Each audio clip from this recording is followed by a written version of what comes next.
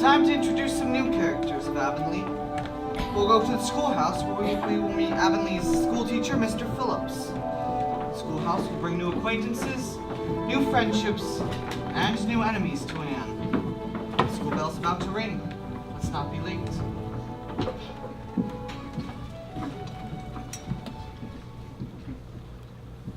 Yeah, she seems to be getting along just fine. She's such an odd girl sometimes. I don't imagine how she can hold her tongue through an entire school day. Seems to be real popular. Oh, yes. Ruby Gillis gave me an apple, and Sophia Sloan let me wear her bead ring all afternoon, and oh, we had scrumptious fun playing at lunchtime. Scrumptious. Yes. And oh, Marilla, Jane Andrews told me that Minnie McPherson told her that she heard Prissy Andrews tell Sarah Gillis that I have a very pretty nose. And so she does, if you don't count all the freckles. Troubles her son that she's so far behind the others.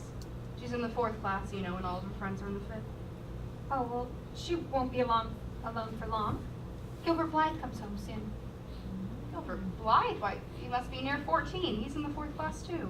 He didn't go to school when he was in Alberta with his father. Oh, you're right. John was sick for some time.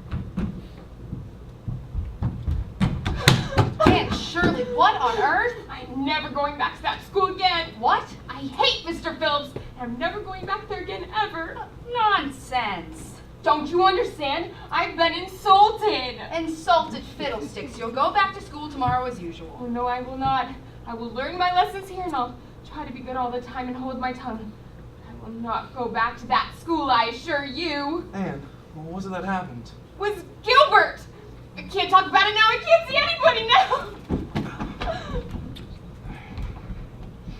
Ooh. Well, here comes some of the girls. Diana, come in. Jane, Ruby.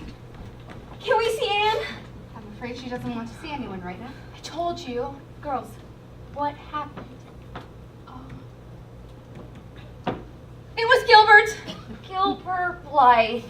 It was his first day back. He'd been away all summer. At his cousin's house in New Brunswick. And this was his first day back. I just said that. Oh.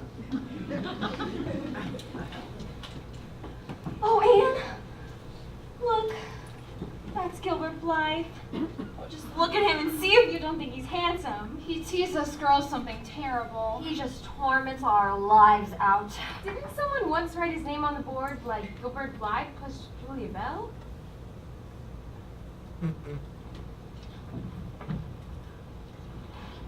Diana Barry, you little crow. Gilbert, how was your summer? Oh, it was alright, I guess. It was New Brunswick. Jane Andrews, you little squirrel. Hi, I'm Gilbert.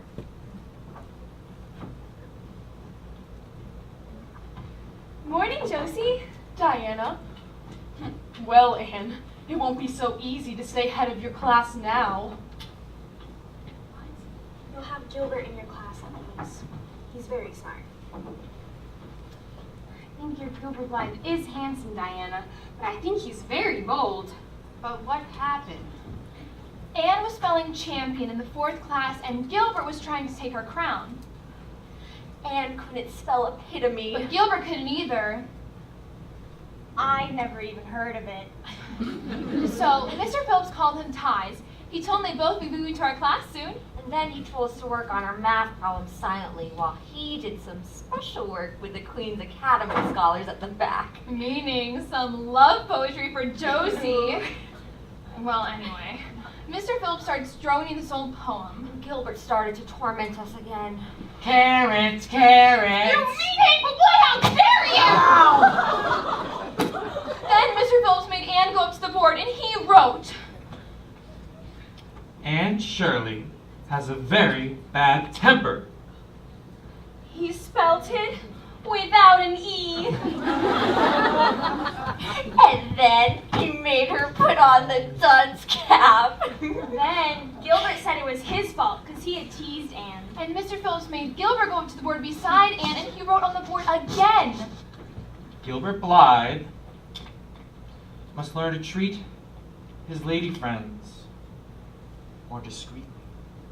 And then he made Gilbert stand right beside Anne. Because there was only one cap and they had to share it. And then he made Anne hold Gilbert's hand because there was only one cap. I just said that. Oh. And Anne wouldn't. And he made her. And then Mr. Phillips put a plus sign between both their names on the board and said, Now, as the two of you have succeeded in commanding the attention of the whole school, we have no choice but to take notice. Well, I guess she's at the head of the class now.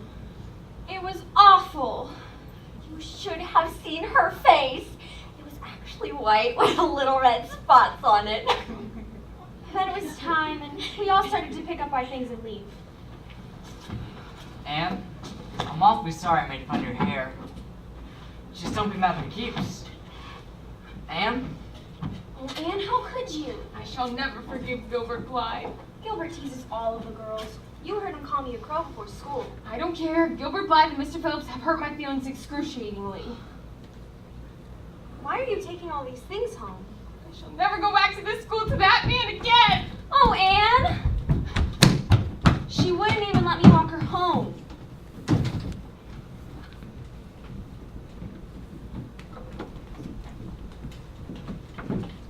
Anne will come see you, Diana, when she's ready.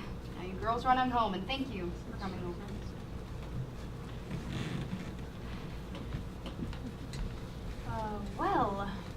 Well. What do you suggest, Rachel? Well, since you're asking me, Marilla, I'll tell you. I'd just humor her. Rachel? Well, it is my belief that Mr. Phillips was in the wrong, but it doesn't do any good to say so in front of the children. No? I wouldn't say school to her until she said it herself. She'll cool off in a week or two and be ready to go back, but if you forced her to go back right away, goodness knows what tantrum she'd throw. I suppose you're right. Of course I am.